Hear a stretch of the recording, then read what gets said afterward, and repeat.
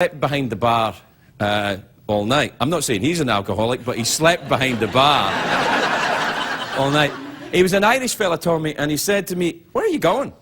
And I didn't want to cause a fuss and say, well, I'm going to go to Tower Bridge one day and kill myself. So I said, "I'm going home." And he said, "To Scotland?" I said, "Yeah." He said, "Well, there's no transport. It's Christmas. You can't get a bus. The planes aren't running. You can't go anywhere." I said, "Just let me go, Tommy, will you?" And he said, "Well, before you go, have a glass of sherry for Christmas morning." And I said, "Oh, all right, all right." So he poured me the type of glass of sherry that only an alcoholic would pour you, a venti sherry, they would call it in Starbucks. And I had my glass of sherry, and, one thing led to another, and I forgot to kill myself.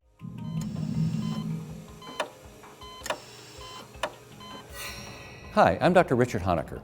Alcohol is a powerful drug with a lot of problems, and it's so easy to get. How do you know if you have a problem?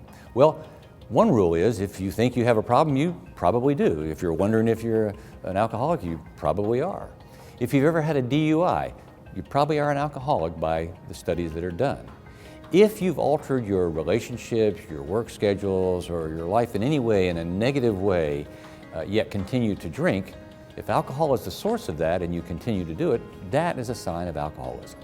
There's a big genetic component to alcoholism, so if you have a family history, that's something you need to be worried about and monitor yourself pretty carefully. You can take something called the CAGE questionnaire, C-A-G-E. C stands for, do you ever feel like you should have cut down on alcohol? A is, do you get annoyed that other people say you should cut down?